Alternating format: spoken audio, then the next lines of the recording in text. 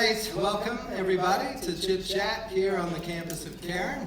Welcome to our YouTube channel audience, and welcome to everybody live streaming. I know the whole campus is awake right now watching this moment in time. My name's Jim Hobbs, and I'm so thankful to be here on this Sunday, and I'm so thankful that I don't have to talk about suffering this Sunday. For those of you that were here last Sunday, I was really like, oh my gosh, the first sermon they give me here. This is good. Suffering. Have at it, Jim. Oh, nice topic. But I felt like I had a lot of people come up and tell me just how moved they were by the idea that suffering sucks. We talked about how it's just don't disguise it. Suffering does suck. But there does seem to be in the midst of suffering some kind of supernatural thing going on. And in the midst of that, we tend to kind of fight it. We don't like it. It's just like over and over and over again. It's just not according to our plans. And so we talked a lot about whether or not that suffering was needed. So today we get to mercy, another one of these words which is like, wait, what? You know, mercy? What exactly is that? So when you look it up in the dictionary or online, it says it is basically undeserved compassion and forgiveness. Undeserved. A lot of times it's used when an authority figure is looking down on, let's say, others, and it's going to grant mercy to you. It could do something in terms of judgment. You could be held fully accountable for your actions, but it's going to take a step back, and it's going to grant mercy. It's also used a lot of times in the criminal justice system. I know nothing about that. I might know something about that. If the judge comes and he grants mercy, well, then that's kind of a hope. If the judge says, well, you went to Caron, that's time served, I like that. That's cool when something like that happens. So the idea that suffering leads to mercy becomes an element, becomes something that we receive. So mercy has really two elements to it. You can receive it, and you can give it. And a lot of times, we don't want to do either, it seems like. It feels like from talking to a lot of you this week, and just from my own experience, that there's a loop that we tend to catch ourselves in. And this loop is that we'll do things that we wish we hadn't done, and circumstances occur that we wish hadn't happened. Some of it's our fault, some of it isn't. And there we are in that situation, and we are the ones that we refuse to grant ourselves a pardon. We just keep beating ourselves up. And we understand that we're not supposed to do that. We read and we learn and all these different things say, you know what, don't be so hard on yourself. There's all these words, but it's not experiential. It's almost like experiencing mercy is something totally different than actually hearing about what mercy is. And so my goal here today is for you to experience a type of mercy about yourself and about your situation and about your life, to where you know, which is what I believe, that you yourself are completely sacred. You are a sacred being. You are made by something or someone that gives you an unconditional love and just wants what's best for you regardless of what you do. Your performance is only your performance. With mercy, you can be okay with a not so great performance. And when I say okay, it's not, okay, well, I guess I'm okay with that, but not really. No, I mean, you will be okay. You will have serenity, right? This is where the Serenity Prayer basically comes from. Grant me the serenity to accept. What does accept mean? In this case, in mercy's case, accept means I'm okay with that. That doesn't mean, okay, it happened, fine, I'm going to do that. Acceptance means I'm okay with that, which then means you're okay. Those are the things you cannot change. Don't get too caught up, I would say, in this part of our talk with the things happening in the future and the wisdom to know the difference. Right now, This is just the feeling of what mercy is and how it works. In the Bible, I think the best story about mercy is the Book of Jonah. Now, who's heard of the Book of Jonah? Is anybody? Yeah. What do you normally hear about with Jonah? The whale. The whale, right? Which is hilarious in Hebrew. It's actually fish. I don't know who decided let's make it a whale, because it sounds like a big fish. So it's actually not even a whale, and the whale is actually mentioned, the fish is mentioned twice in the entire story of Jonah. Jonah, to me, is our story, and it's my story, the story of Jonah. It's like a Saturday Night Live script back in 8th century Israel. They must have, if you really got this, it's kind of crazy. So Jonah is given a mission by God, and the first thing he says, go to Nineveh and say 7 words. And Jonah's name actually means dove. So dove, a bird that lands on the shoulders of Jesus, that John the Baptist says, dove. And the book starts off, Jonah, son of Amittai, which means forgiveness. Dove, son of forgiveness, gets a mission from God. And what does he do? He books it. He's like, no can do. I'm out of here. And he goes to Tarshish, which on the map at the time was the furthest place. He's supposed to go to Nineveh. Nineveh's over here. Tarshish was the end of the known world. And Jonah goes down to the port of Joppa, down to the bottom of the boat. Everything's going. Jonah is a wrecking ball of relationship. And he's a prophet. Like, prophets in the Bible aren't supposed to do this. All the prophets in the Bible tell about what God is saying. Jonah, it's the only story in the Bible that actually talks about the prophet and talks about what a terrible prophet Jonah was. So he's on the boat, the seas are going crazy, the sailors are like, dude, who are you? Where are you from? He says, I worship the Lord God. They're like, oh, no, we are screwed. This is bad. Finally, they're praying. Oh, please. Okay, fine. They throw Jonah over. He goes down again, down to the bottom of the sea, and a fish swallows him for 3 days. Is it merciful to be swallowed by a fish? This becomes a question. And I would argue that right now, you've been swallowed by a fish. And that is merciful. Because the only thing Jonah gets right is after he trashes his life, trashes the lives of everyone around him, does exactly the opposite of what he knows he should do. What does he do in the belly of the fish? He writes a prayer. And this prayer that he says to God is one of the most beautiful prayers in the Bible. He really comes to terms with what he's done, where he's been, and all of the issues and struggles that he's caused other people. And in that belly of the fish, he composes this beautiful, poetic, really tribute to God that says, I'm sorry. I don't know what I was doing, but I know that you have my best interest. I know that you're merciful. I know that it's time to make a change. And to me, that was what happened to me at Caron. That was where the moment was that I saw that I had a chance to actually use all of the things that happened in my life, and they would actually be turned. They would actually be utilized for others. And I didn't have to hide my brokenness. I didn't have to pretend that I was somebody else. And I didn't have to explain away why it was that I did the things I did. I was in active addiction, and I was in active addiction for 35 years. That's a long time to not have the use of the front part of your brain. I mean, you can do a lot of damage in 35 years not knowing what you're doing.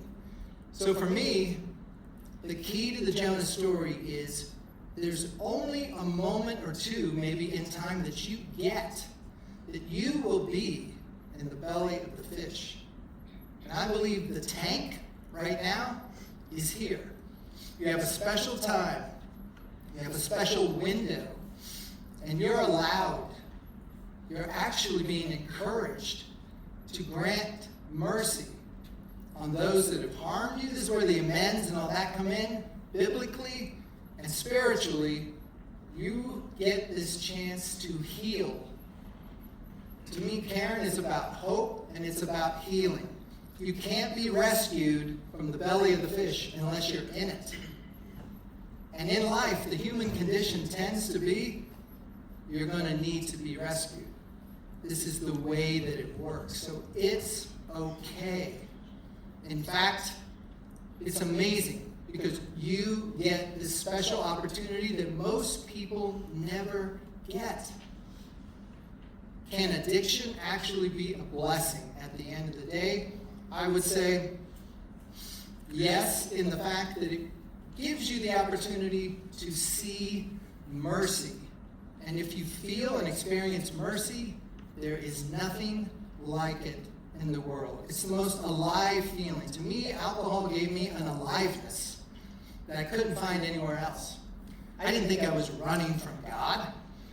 I knew, in my case, God was right beside me. I'm not going anywhere. But I want to feel alive. I don't want life to be boring. Everything else is just boring. I remember Amy Winehouse. They had a great documentary on her called Amy, if you haven't seen that. Oh my gosh. She's there and she's receiving, I don't know, like her 5th Grammy Award, and she whispers into the friend of her ear, "This is so boring without drugs."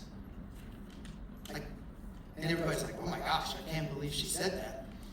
I'm like, I get it. Totally.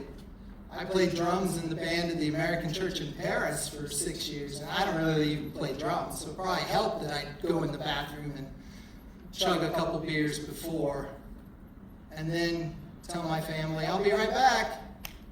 Go chug a couple more, so that it would be fun.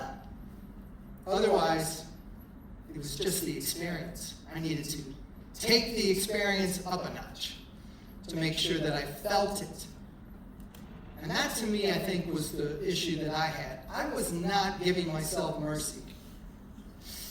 I was holding myself accountable to some standard that it's impossible to hold ourselves to. None of us are supposed to be this way. And so it was probably during my days as a sportscaster, which were in the 1990s, when I was out in Oregon. And this would be one of the greatest experiences I think I've ever had with mercy. I was married at the time, and I was living like David Cassidy, my hero. And so one of my girlfriends that I had at the time became pregnant, and we had a son. And she named him Jimmy. And so what do I do with the responsibility of that? He's born November 23rd, 2 days from now, 1995. What do? I get a ticket to Tarshish. It's exactly what I do. I'm out of here. That's what I do. And so, I go from Oregon to New York. I go as far across the known United States as you possibly can to take a job out there. So what happens? Meet my wife of today while working in television. We have 2 children. But I know there's something that's missing. I know in the back of my mind that something, I'm running from the truth. So when Jimmy turns 18, we connect. This was 7 years ago. And we said, well, let's find out. Let's just make sure that I'm your father, biological father. At this point, he was adopted when he was 1. So he has a dad, his mom. So we check, and he's my son. He looks like me, sounds like me, and he acts like me. He drinks like crazy. So now I got to tell my family. Well, some things happened before we all met. And my kids had to deal with that, and I had to deal with that. But the amazing part was I was granted mercy. Jimmy wanted to have a relationship with me. He said, "What happened? Where did you go?" I said, "Dude, I just left." I didn't sugarcoat it. And he's like, I really respect that you told me what really happened. And we became close. He was going on vacation with us. He'd come to visit us, and he still does to this day. The mercy that I experienced from him and my family, my wife, my kids, they were like, well, my daughter, she was like, "I thought you were a superhero." She was like, I didn't know what to do with this, but now that I see what's happened and I see you, you're more a superhero to me than you've ever been in my life. Well, I'm just explaining the stuff I did that was messed up. I'm given mercy. So when I get a call from Jimmy about 4 months ago that he's got COVID, and he's in the hospital, he waited about 10 days until he went to the hospital with a blood saturation of 58, which is dead. And he gets in there and he ends up in ICU, and we have a phone chat, and we're sitting there and we're crying. I'm thinking, this is the last time I'm going to talk to him. I can't believe this. They intubate him, he goes into an induced coma, and he makes it.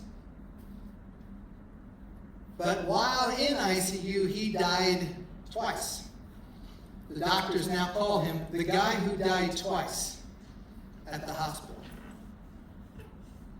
And let me tell you, an experience like that, I just talked to him last night. He says the terrors of what he experienced in ICU, he still hasn't begun to process. He doesn't really know what to do with all of it. And so I grant him mercy now. I don't know what he's experienced. I don't know what he's been through. But I know it's something that is very serious and something that needs healing and something that needs hope. And now I can be there. He's like, "Thank God you're here for me." What is that? Never would have experienced that. You can only experience mercy if you mess up. So maybe you're not even messing up. Maybe, in fact, you're just living life and you're just doing the best you can. Can you give yourself that mercy? Can you give yourself what it is that your higher power, your inner sacredness has already given you? A lot of people use grace as mercy. It's grace, it's mercy. You can do that, but I feel like grace is the gift that you get when you give yourself mercy. Being merciful to others is okay. Being merciful to yourself gives you the ability to be merciful to others. So I get a phone call, of course, this weekend from my wife. So my son in Florida, she says, "I think he's got COVID." Now, we all had COVID last December. And then I got vaccinated. And my son plays basketball. So he's had COVID. In Jimmy's case, he didn't get vaccinated, and he'd never had COVID. And here we are again. I'm like, you gotta be kidding me. My other son, the son that I raised, has COVID. And now I'm mad because I'm like, why did this happen? This could have been prevented. Why are we in this case? And what do? I'm like, oh my gosh. There's only one thing I can do because I'm mad that he didn't take it more seriously, that we could have done things differently. And then I'm writing this sermon. I'm like, are you kidding me? Doesn't it suck when you have to do what the sermon says? Like, I've got to grant mercy. Mercy, unconditional, undeserved compassion. In the face of accountability, in the face of nothing else, there is no other solution but mercy. And I have to be merciful both to myself and to them. And this is the thing too, this is not just, let's get it right, and then I'll be good. You know, in the Book of Lamentations in the Bible, daily mercies. God is full of daily mercies. Why are they daily? Because they don't just end one day. When you leave here, there's going to be these things every day of your life.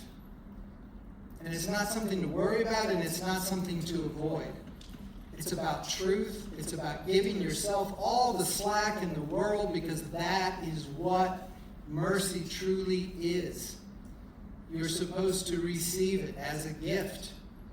Great is thy faithfulness. Why is that?